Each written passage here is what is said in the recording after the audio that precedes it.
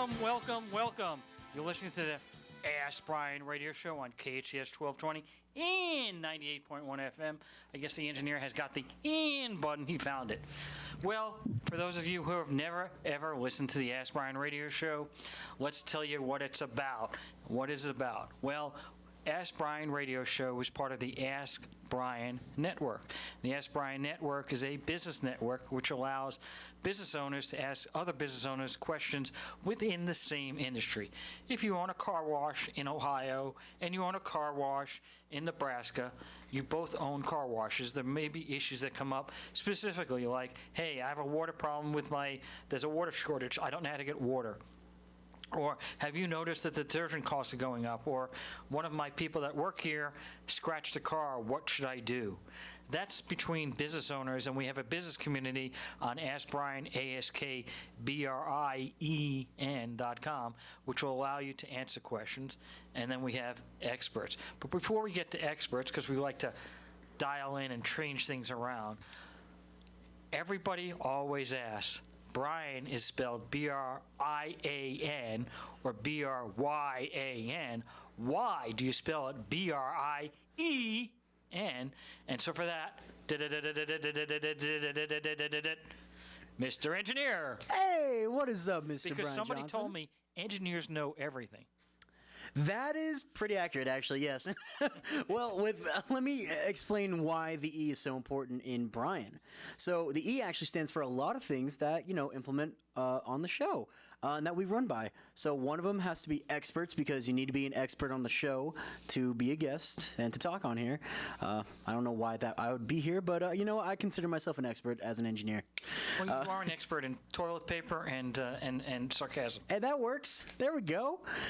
There are other words, empathy, because we are very empathetic here on the Ask Brien Radio Show. Excellence, because we want nothing but excellence working here. What does excellence mean? Excellence means being an outstanding individual, having excellent character, and just being, being cut above the rest. People say I'm quite a character. Yeah, I can see that. Another one is my personal favorite. It's the engineer, because you can't really run the show without the engineer. Ayo, me. Nothing. And our last one is effort, because you have to put in a lot of effort to be excellent. Well, first of all, I didn't hear anything about how we care about others. We're not narcissists, but we emphasize empathy. I said empathy. I did not hear that. I did say empathy. You're going to have to go through a replay here, pal. And then, being an expert, I mean, how do you become an expert? What would you need to qualify to be an expert? Well, isn't it Ask Brien? AskBrien. Don't you need 10,000 hours to be considered an expert on Ask Brien? That's a possibility. You don't have to. Right, but isn't that a recommendation? Well, why do you get 10,000 hours? Because if you've done the work for 10,000 hours, you're practically an expert on your own, right? But where did you come up with 10,000? That I don't know the question to. Well, obviously you haven't been listening. So for those of you who have not listened before, we figure 40 hours a week, 50 weeks a year. How many? 50 weeks a year? Peter, I'm not a mathematician. Wow. 2,000. 50 there it times is. 40 is 2,000. We're in arithmetic class today. 50x40 equals 2,000. 5 years times 2,000 is how many? That's 2,000. No, 5 times 2,000 is how many? 5 times 2,000 that's 10,000. And you call yourself an engineer. All right. So it is 10,000 hours. That's typically what you need to become an expert. If you are an expert on the AskBrien.com, you then are allowed to post webinars, videos, ebooks, anything you want, and answer questions for other people. It can help you with your business model. It can also help out people get questions. And now without any further ado, how do you spell ado? A-D-I-E-U. Okay. And we have my co-host there, just Traci DeForge. Traci, you there? I guess she's not. Mr. Engineer, you are an engineer. Why is she not there? Yeah, you know what? Let me get into that. There seems to be something going on with that. One sec. What about my host? You are the host. What about my guest? They are on in the phone lines. Apparently, our phone lines are not set up on the board. Let me. Let's just try to get that resolved. Yes, sir. Very hard to have a show without people. Yes, sir.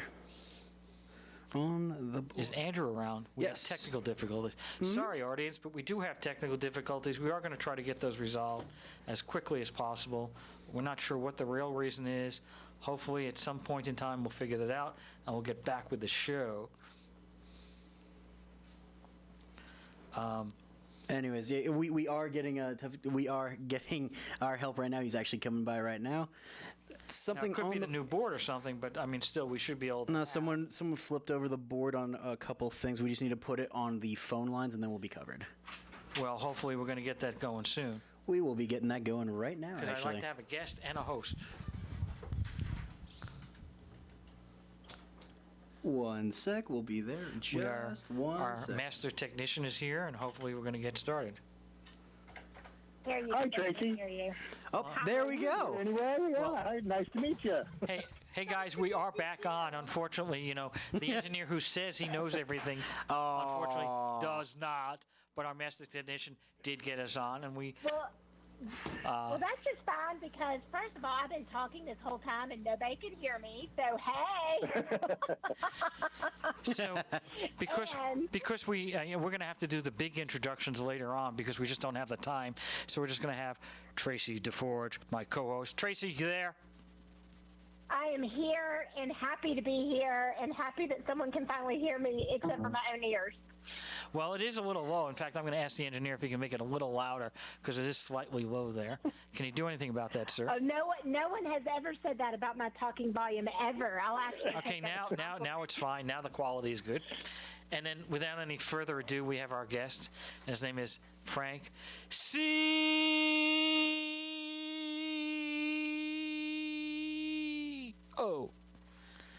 Is that Love that reverb. Painful. I usually reserve it for my co-host, but because I have to mix things up, get things going, because if you don't get things going, mix things up, people aren't motivated. So I always Let me have to. tell you, Frank, how grateful I am that you were the recipient. It's a long show, Traci. I Long, tell you, long that's show. not the first time Brian's going to be yelling at me because I have to take issue with something he said already. Well, first of all, And Brian, yeah. Brian, you said that it takes 5 years to become an expert, 10,000 hours. I'm not gonna argue about the 10,000 hours. However, I was taking flying lessons. I just bought a new plane, had a flight instructor, asked me what kind of job I had. I said, well, I own my own business. And he said, wow, that means you can pay yourself whatever you want? And I said, yeah, as long as the check doesn't bounce. And he says, yeah, you can take off whenever you want. You can work as many hours as you want. I says, yeah, when you're in business for yourself, you only have to work half a day, and any 12 hours will do. I thought it was only 24 hours, but that's okay. Well, okay, that's if you're working overtime. But yeah, 40 hours a week. That's not for a business owner, is it? Well, no, that's a part-time. My husband always told me that even when you're self-employed, which we all are, that you're not working for yourself, you're working for your clients. And that was such a big aha for me because it's so true. And you're always working for your clients, so you best be available when they need you. So. Well, that's definitely true, but there's a contrary point to that, and that is they are your clients, right? And if you do make success, your clients are your success, and so therefore, by helping each client do better, you're actually increasing your own value as well. So there is a little bit of a quirk there that you can't really give up. Frank, so our viewers don't know who you are, and other than they know that you are a CEO because your last name says so. But and by the way, did you have the name first or the title first? Well, actually, the name was given to my grandparents at Ellis Island. There are no CEOs in any country that I know of. As a family name. Ours used to be CEA, but in those big old books that they used to fill out by hand, it came out CEO, and what can I tell you? It's been fade ever since. So yes, my last name is CEO, and I was called CEO before that became common usage. I remember the first time that it actually came out, and there was a headline in New York back in the probably mid 70s, something like, CEOs indicted or something like that. That wasn't you, right? And that's when I first started coming out. But it has its advantages, and it does. I remember at one point a girlfriend told me that, hey, you're Google proof. I said, what? He says, I looked you up on Google, and I get like 1 million corporate executives with the first name and the last name of Frank, and I can't even find you. So, well, and also, if you start a job, Brian. If you start a job, then you tell them your name is Frank CEO, right away everyone goes, oh, you're the CEO of the company. So right away you've got respect, right? Absolutely. But I tell you, other than my very first job, the only job I ever applied for was with the federal government, and they don't care. They absolutely did not care. So let's go a little bit about your background, and then I know Traci was had like 19 questions to ask, so I figured I would just take a nap today and let her ask all the questions for the show, because she's so gung-ho about this. All right. Just put the pressure on me. I can take it. Don't worry. I'm going to go out for lunch. I come back in an hour. You'll let me know how the show went. But anyway, getting back to so Frank, I want to know a little bit about your background. So you said your first job was with the government. Is that correct? No. My last job was with the government. My first job, actually, I was in graduate school. I had just gone overseas to do some research for my PhD dissertation. Came back. My course of study was in political science. By that time, I'd been in school for million years, and said, "Hey, look, I just want to get some practical, electoral experience going on here. Who's running for what?" And I was living in New York at the time, going to Columbia, and had a list of the people who were running for statewide or federal office, and I wound up working for a prospective U.S. senator. He was not a U.S. senator, but I wound up doing the research and writing for him. So I count that as my first real job. And it took about 6 weeks before I went from being the new kid on the staff to doing research and writing to becoming a campaign manager. Unfortunately, my candidate did not win. But the night of election night, he said, "Frank, we worked together well. I'd like you to keep on working for me after the election." So I told him, "Well, look, if you win, great. We'll go to Washington. You'll be the senator. I'll be the chief of staff. We'll make some good laws together." But really, it doesn't look good. And he said, "Don't worry." Yeah. Don't worry. Come by tomorrow and come to my office tomorrow. So sure enough, he lost. That was my first time, by the way, being interviewed on television. So I was interviewed on television in New York, having to talk about my candidate losing. But the next day I went, and there was a big conference table in this penthouse office, and he was not an attorney, actually, Brian, which is one reason why that I chose to work for him. I figured the country had enough lawyers in the Senate. But I think they need more. But he said, well, but he said, okay, so I lost the election, but that's okay. I won the bid on a 2-square block parking garage at Yankee Stadium. And he hands me a white hard hat. And he says, "I want you to be the campaign manager." Campaign manager. I want you to be the project manager. And I laughed. I said, "Hey, you got all these blueprints. They're stacked 2 feet high on this conference table. I can't even read them." He said, "That's okay. You learn fast, and you know what you don't know. You know how to ask questions." And I said, "Look, I don't know anything about parking garages or construction. I don't know anything about steel or concrete." He said, "Good. That's your first lesson. The concrete guy knows all about concrete. He doesn't need you to tell him how to make concrete. The steel guy knows how to put the steel together. He doesn't need you. What you need to do is to make sure they're working together and cooperating and coordinating and collaborating." And I thought a minute and said, "Oh, in other words, that's just like a political campaign. You got all these crazy cats out there doing all their own thing, and you got to kind of herd them all together." And he says, "Exactly. That's why I want you to be the project manager." So never did go back because as things go in business, often one thing led to another, and I simply moved from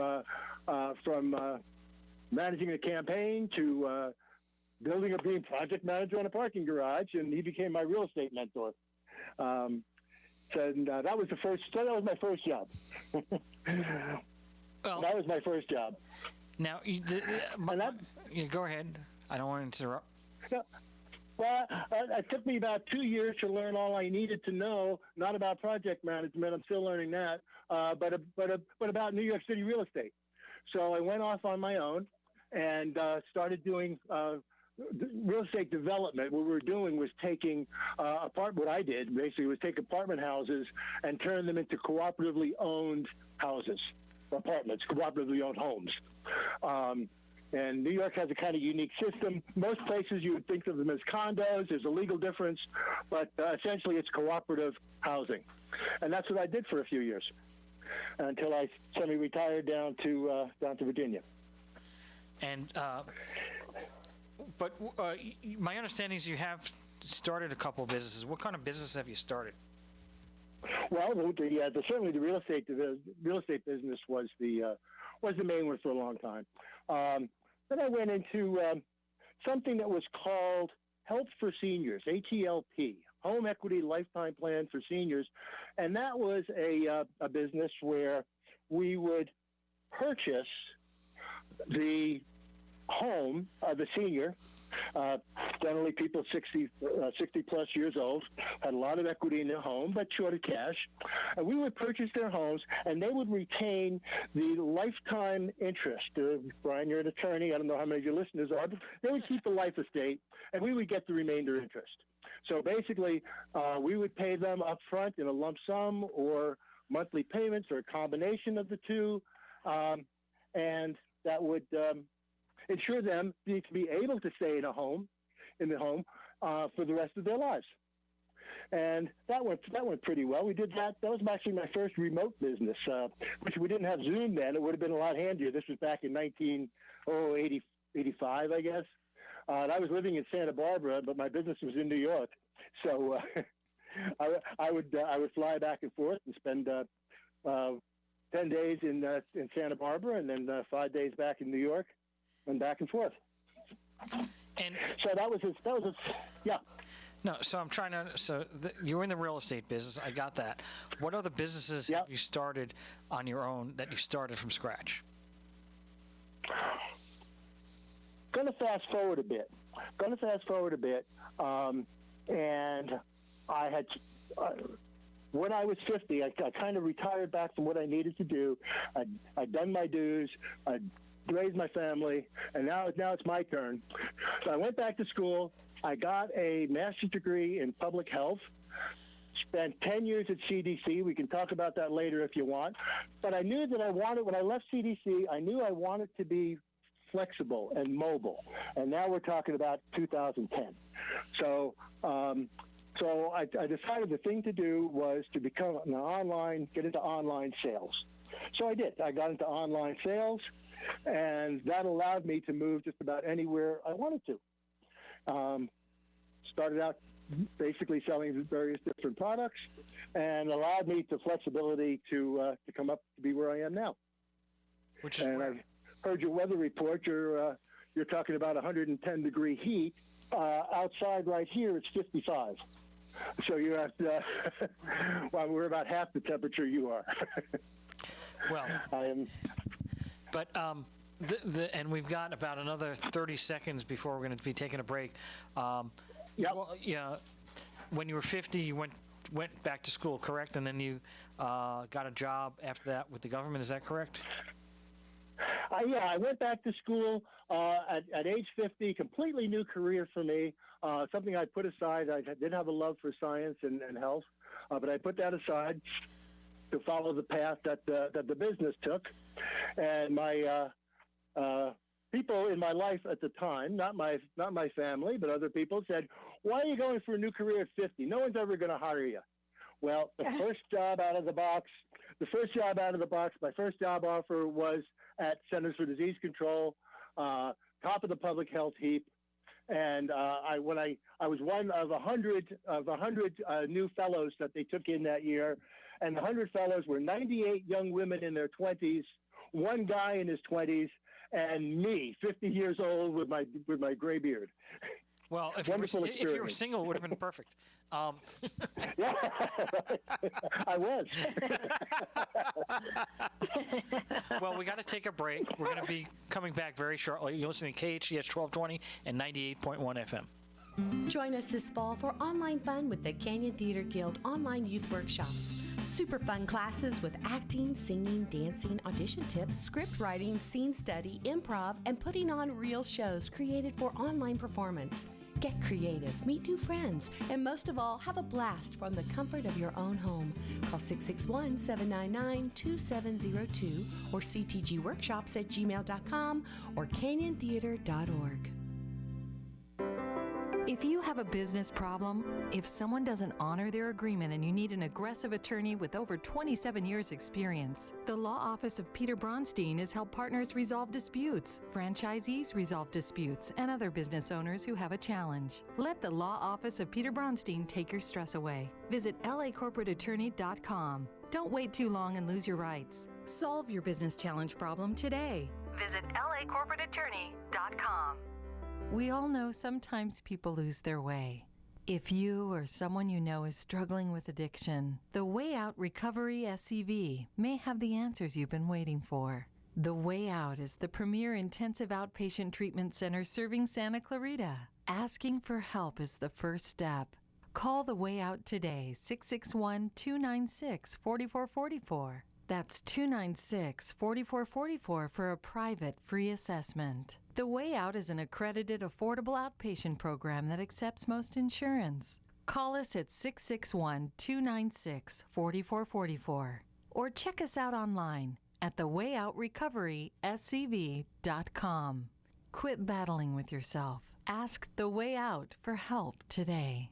Hi, I'm Eric Goldhurst, Head of Operations for Burger King North America. Throughout this time, we've taken steps to take care of our guests. And since we know many of your jobs have been affected by this crisis, we want to help make sure you're taken care of too. If you are looking for work, we are hiring. And there's a spot on our team for you.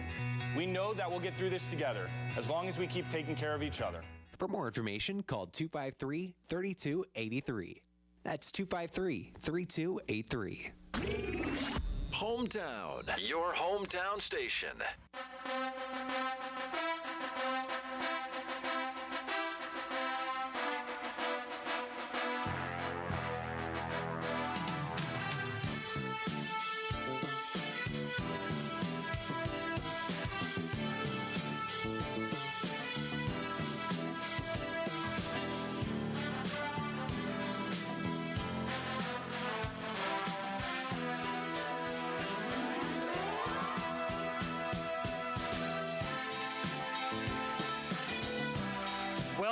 Welcome. You're listening to KHTS 1220 and 98.1 FM. And we're in Los Angeles, California, greatest county in the world. Anyway, we're back with my co-host, Trey. I knew it was coming.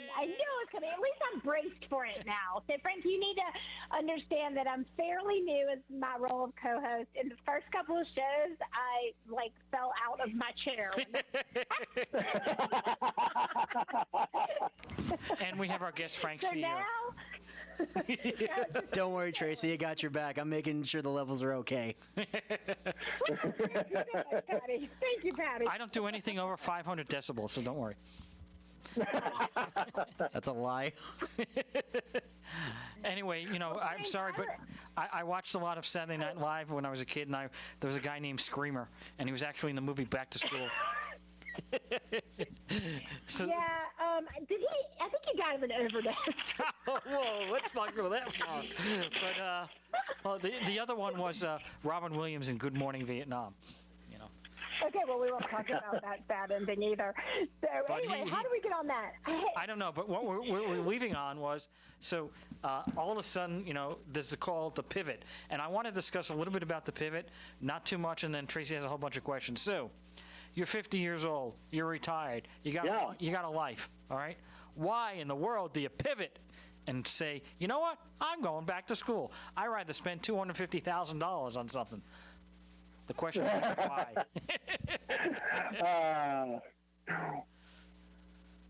You really have to do what you love. And I had always been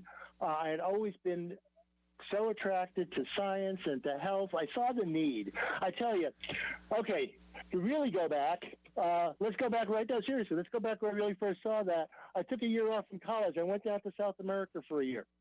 Okay, I went down to South America for a summer, set up student exchange programs, wound up staying there a year, and that's part of one of the lessons that I have learned. Never stop seeking new experiences. And for me, a 19-year-old kid, not knowing, the only Spanish I knew was what I learned on the flight going down there from my Berlitz phrase book. But I spent a year down there, and that viewpoint, that perspective lets you see your own country like an absolutely incredible experience from this novel point of view, this novel perspective. We do not know how good we have it. Well, anyway, and one of the things I saw when I was down there was, sorry, Brian, are you hearing me? I hear you fine. Okay. So one of the things that I had been concerned in at the time, I thought I was going to go into biological research or medical research or something. But what I found out was that the big problems of the world are not involved with basic research. If you want to help people, if you want to save lives, this is what we're learning in the pandemic, and God bless the scientists and the healthcare workers. I'm not putting them down. But the vast majority of people, it comes down to very basic stuff. Clean water, vaccinations for those of you who believe in them, and luckily enough of us believe in them that we don't have to worry too much about the rest of you guys. But the very basic things, enough food, proper food, healthy food. These are the basic things. So anyway, this had been back in my mind for years and years. Went back to school, graduated in public health, and wound up at Centers for Disease Control. Now, believe me, like a lot of people, I've been a little disappointed about their performance in this latest pandemic, especially because when I did go back there to work, and I was there for about 10 years at various positions as a fellow, as a full-time employee, and so on, as a contractor. But the last 3 years I spent working on, guess what?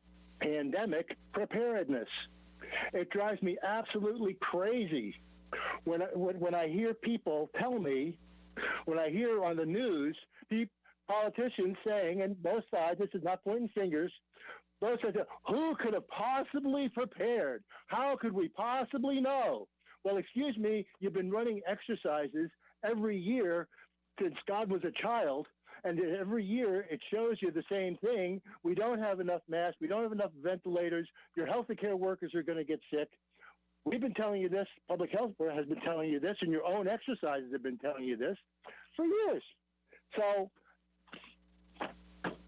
sorry, well, it's your show. I shouldn't go on to my rant. Sorry. But after working years after year in public health, pandemic preparedness, and then this hits, and all of a sudden, all those lessons that we were telling the politicians, you got to prepare for this, you got to prepare for this. All of a sudden, nobody who could possibly expected it. Yeah, well, let that be another life lesson. Prepare for the unexpected. The hurricane's coming. Prepare for a Category 5. Hope for a Category 1. But if it's a Category 5, at least you'll be hopefully better prepared for it. Anyway. Why do you think, you bring up an interesting point, and I think they're obviously, it's a hot topic for where we are in the world right now. Sure. But what do you think is the core reason? I don't feel like it's that they didn't take it seriously. I don't think that it's because they didn't have the stats and the research. Clearly they had the preparedness and the warnings. Right. So did they just literally think, oh, it's really actually just not ever going to happen? There's no way they thought. They didn't. No, they don't think it's never going to happen. We've been saying for years it's not if but when. But the thing is that when public health is working and it's working well, nothing happens. There's no headlines. there's no epidemics. There's no people dying, whether it's AIDS or Ebola or whatever. If public health is working well, and there's not lead in the water like you got in Flint, Michigan. You know, there's not starvation. There's not Ebola. There's not a pandemic. When nothing happens, there's no headlines. Politicians put their attentions on other stuff. And there's always something else that's more urgent, not necessarily more important, but more urgent to call for those tax dollars or tax cuts, whatever it may be. And whatever we talk about in the way of government, you're talking about how do you allocate America's resources, whether those resources are tax dollars or grants or research or universities. Universities and labs right now are finding out that a resource is a lab.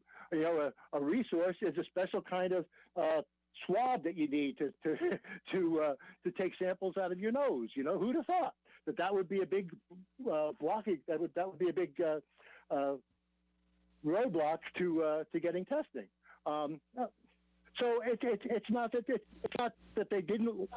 they weren't ignoring it. They just were more. Things are more important today, and more important before the next election to take care of this interest group, left or right, or cut the taxes, which is people's money.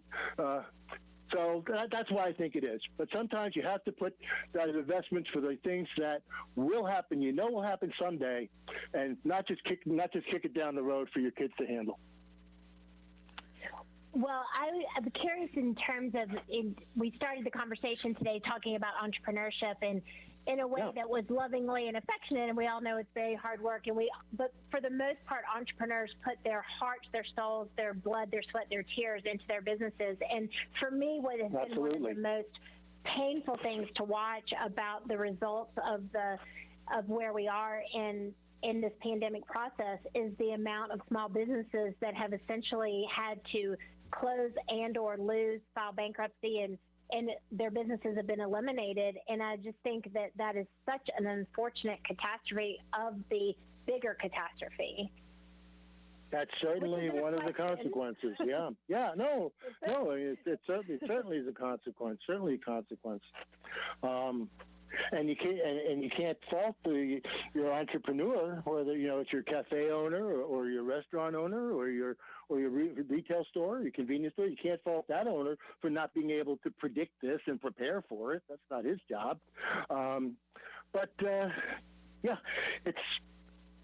It's definitely, and even now on both sides, people are saying, well, we got to save lives, so we got to keep everything closed. Other people say, no, we got to save the economy, because economy means people's jobs, and it goes back and forth. And yeah, that's politics. Politics has to make that decision. And yes, in my opinion, yes, it is a question of the more you open up, the more lives you'll lose. But lives aren't everything, and it's not horrible for a public health worker to say. There is a balance. You can't be, if you're completely safe, then people die of starvation. So there is a balance. There's a balance that each of us makes in our own private life, and certainly each of us makes in our business life. What was your job at CDC? Brian, yeah. What was your job at CDC? I was a health communication educator and communication specialist. So I mentioned I left in 2010. We had a pandemic back in 2010. Turned out to be like a Category 1. Okay, it was relatively minor. Only 60,000 people died in the U.S. But we were preparing for something worse. And my job, I worked in the Director's Emergency Operations Center, and I was in charge of all communications having to do with vulnerable populations, people who are especially at risk, the elderly, the very young, pregnant women, that kind of thing. And that was kind of the pinnacle of my public health career. I left CDC after that, and I started this other company that I talked about, and I wound up making doing coffee filters, paper filters, steel filters, different kinds of accessories like that for coffee makers. I saw a little niche there, and that's been very successful. I've been happy with that. But one of the things that developed, one of the unintended consequences is, over the 9 years or so that I was in that I've been in that business, I developed a very close relationship with a young woman who had a factory in China who produced these. And yes, I did say China. I tried to get them produced in the U.S., but I did. And the calls that I made to produce the kind of stuff that I wanted, it would have taken like an investment of over $100,000 just to make the molds. And in China, they were willing to do that to make the product on spec. So I had to go where I was able to actually do it. But it turned out to be well. We developed the product. It worked out very well. When this first hit in China, when the news of it first came out in January, I told this factory owner who was making filtration products, including paper ones, I said, look, why don't you concentrate on making masks? Because let me tell you, if this thing is in China now, it's going to spread, and it's going to spread all over the world. And there's going to be a demand for all kinds of masks and respirators that you wouldn't believe. So she laughed and says, no, it's a completely different kind of machinery. We can't do this. We can't do that. And okay. Well, about 6 weeks later, I get a phone call saying, hey, guess what, Frank? We just opened a mask factory. So she had actually bought the machinery, went in with a partner, bought the machinery, and started making masks. She said, do you want some? I said, yeah, send me some. And she sent me some, and like a lot of the stuff that's coming out of China, it could test out okay in China, but when it gets here, it wasn't up to my specs. I don't care what the Chinese government says. It wasn't up to my specs. So I said, look, here's what you have to do. You got to make these changes to the fastenings. You got to make this change to filtration material. You got to do this. You got to do that. And they did. It took a while to get the quality up and to maintain the quality. And then when the shipments arrive here, we had them tested here in the U.S. at a state university, just to make sure that, and this is what you have to do when you're buying stuff from China. So we had them tested. They were good. And so since then, because of my confluence of my latest entrepreneurial business and my experience at CDC back with the last pandemic planning, we were able to import several 100,000 of these particular protective masks and respirators. So that's my latest. So, were those focused on getting those to the healthcare workers, or are those sell to the public, or both? I was at first. At first, they only went to healthcare workers. Now the healthcare workers are pretty well supplied. So now they're going out to the public as well. Not the medical grade. I do import 2 different grades. But here's an interesting story now. Okay, especially early on in the first months, we would get emails, and I'm in the volunteer fire department up here where I am. We're in a very rural area. I'm in the volunteer fire department. Two of our volunteers also work in Minneapolis-St. Paul in the emergency room. And they said, Frank, we know you're doing this mask stuff. Can you get us some? We don't have enough. And I said, yeah, sure. So I sent them 1,000. And then we started getting requests from nurses all over, and including one who went to the governor's. They had a town hall Zoom meeting with the governor, and the nurses are telling the governor, why can't we get the protective masks that we need and the other equipment that we need? They're making us wear these masks, which are supposed to be disposable with each encounter. They're making us wear them for at least a week, sometimes longer. They're making us go from the emergency room where we're dealing with COVID patients into OBGYN where we're dealing with deliveries and newborns wearing the same protective equipment. That's crazy. And the government says, well, we can only send. We had stuff in stockpile. We had the stuff in the stockpile. But every week, all the hospitals send us their needs. And it's either a red for a critical situation, a yellow, or a green for we're good. And week after week, the hospitals are coming back with green. We're good. We're good. We don't need any. We don't need any. And meanwhile, they're making the nurses use this stuff and reuse this stuff and reuse this stuff over and over again. Does not make any sense to me. Does not make any sense to me. Still doesn't. The stuff is free from the stockpile. Hospitals don't have to pay for it. But they're telling the governor that we don't need it. So no. To answer your next question, no, I have not sold any to the government, any government, and something I don't want to get involved with. We're going to have to take a quick break. We'll be listening to KHTS 1220 and 98.1 FM. We'll be right back. If you'd like to take your business up a notch, take a look at Elite Magazine. Linda and Mo Hafizi, owners of our Valley's two leading magazines, the Magazine of Santa Clarita and Elite. I'm so proud of Elite. It allows your advertisement to stand out. We distribute Elite to 50,000 homes and businesses. You'll find us in 1,900 local hotel rooms. Discover how Elite Magazine can help your business. Call 294-4444. Superior quality is second nature to us. Just ask our advertisers. The coronavirus has put us in a position of creating a new normal. Family Law at Home understands. Their goal is to meet you in the safest place possible, and these days that might be in your own home in a virtual meeting. Family Law at Home will provide you with immediate advice on your family law matters, such as divorce cases, child custody disputes, and domestic violence. It's as easy as going to FamilyLawAtHome.com. You'll choose your own consultation date and be in immediate contact with one of their esteemed attorneys. Family Law at Home handles the legal aspect while you and your family navigate the new chapter in your lives. Go to FamilyLawAtHome.com. At Jersey Mike's, we make a sub above.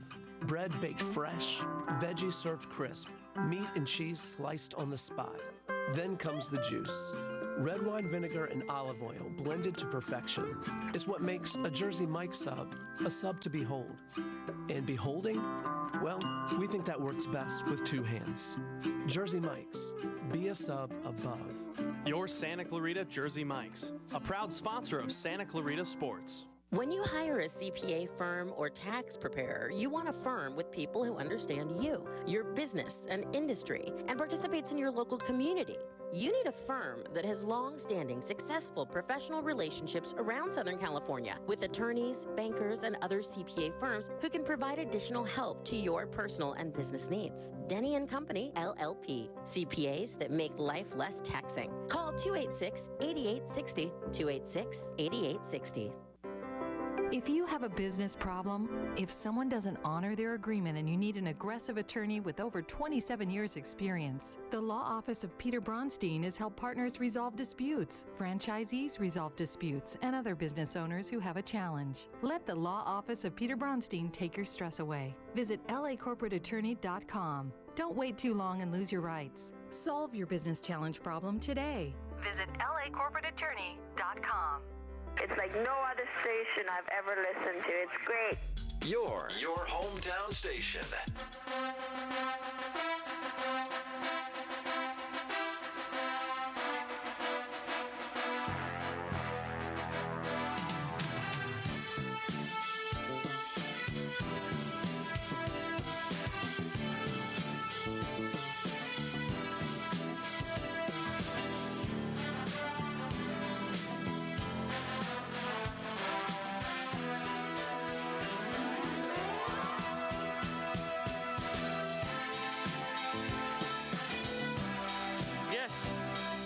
Welcome back. You're listening to KHTS 1220 and 98.1 FM with my co-host Traci DeForge and my guest Frank CEO. I don't know why they were like anticipating something was going to happen. I don't know why, but anyway.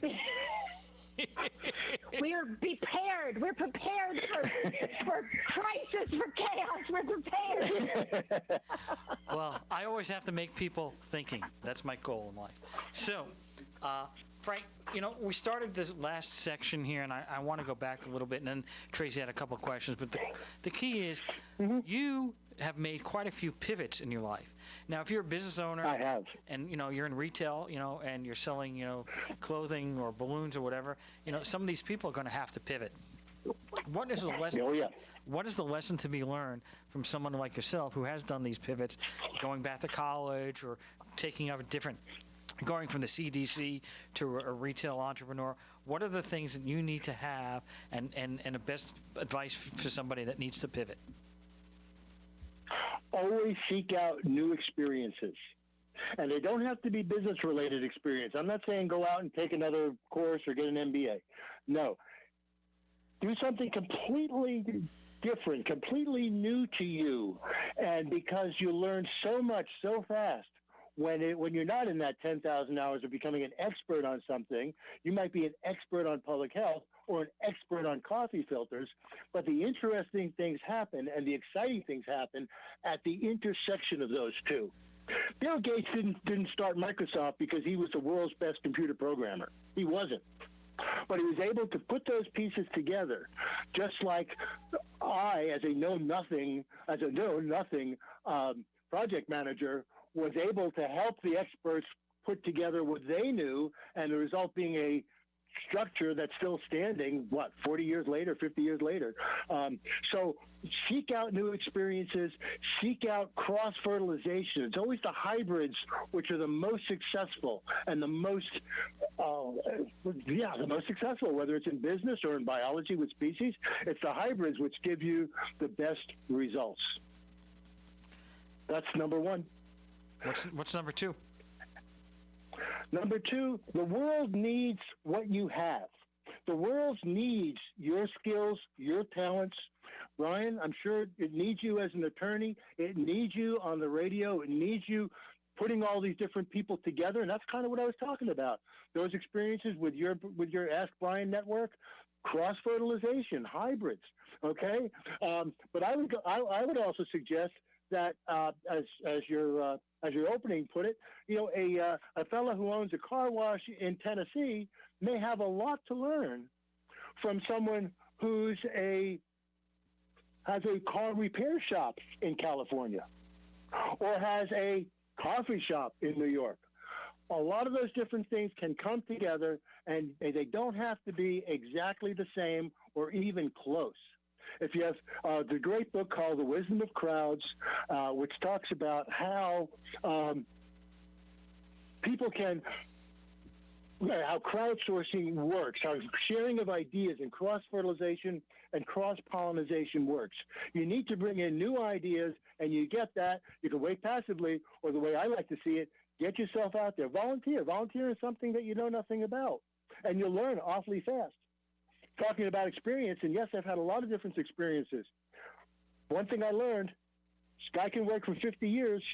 One guy will have 50 years of experience, and the guy working right next side him will have 1 year of experience 50 times. And I'll go for the 50 years of experience and the new experiences each time. And that'll hold you in the long run. Which brings me to my next question. So what is next in your next chapter? And you have 1 minute and 15 seconds before the show ends. Go ahead. Okay. Well, yes, thank you. I put on hold because of all the mask and the COVID and all that. I also teach online. I teach at a graduate level in public health at an online university. Can I give it a plug? It's free. I teach at University of the People. It's a wonderful university that extends the possibility worldwide to students to get a degree from an accredited university at absolutely minimal cost. There's no tuition. There's a small fee for testing. And it's called University of the People. Just Google it. And if you want a new experience, try that. Either teaching there, which I am, or becoming a student in a whole new career. And yes, that's what I will be going back to as soon as this craziness lets up and I can sleep more than 4 hours a night. Well, thank you very much. You're listening to KHTS 1220, 98.1 FM. We've had a great show. Thanks a lot. And we'll be back next week. Thank you, Brian. Thank you, Tracy. Bye now. Thank you, Frank. Bye.